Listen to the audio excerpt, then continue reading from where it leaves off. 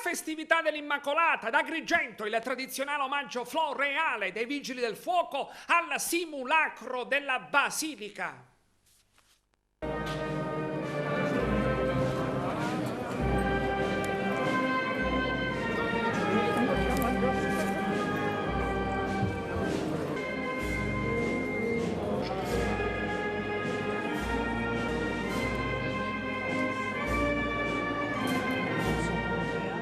Un giorno importante perché guardando Maria ricordiamo anche che il Signore, così come ha amato lei, ama noi, e la risposta di Maria è stata generosa e anche la nostra risposta di credenti deve essere generosa.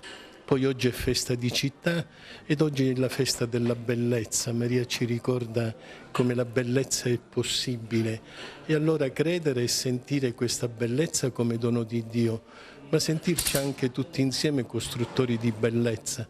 Una città è bella non solo perché ci sono le mura che possono essere interessanti o antiche, ma perché la gente che là abita riesce col cuore a rendere diverso e accettabile tutto ciò che vive.